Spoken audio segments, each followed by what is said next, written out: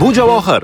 U anchadan beri o'z shaxsiy avtomobiliga ega bo'lishni orzu qiladi. Yig'ib qo'ygan ozgina pulini boshlang'ich to'lovga berib, ko'chadan avtomobil xarid qilishga qaror qildi. Mana mashinani kaliti, mana mashina. Mashina meni nom turibdi, to'la bo'lgandan keyin xudo xohlasa o'tkazib beraman. Baxti. Mana bu kalit. Qalay? Yo'qdimi? Zo'rmi? Men kalit tushla. Aka mashina zo'r. Men bitta aylanib ko'ring, hisobimni chiqazib ko'ring. Men xotirjamchilik. O baxti deyapman, o men kalit, o tiniq mashina. Halol narsa 5 ming qo'yib berdim ustiga, xolos.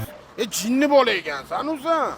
U ishonchliroq variant qidirib, avtokreditga mashina olishga harakat qilib ko'rdi. Boshiga 150 million so'm to'lov qilasiz, qolgan qismini 5 yil muddatga 12 million so'mdan to'lab borasiz. Nima? Shunda necha baravar to'layapman hozir? Insofing bormi salladi? Shuncha ham qo'shib to'laymanmi? Insof yo'g'agan salladi. Va nihoyat Javohirga Kia Olmaliq avtosalonini tavsiya qilishdi.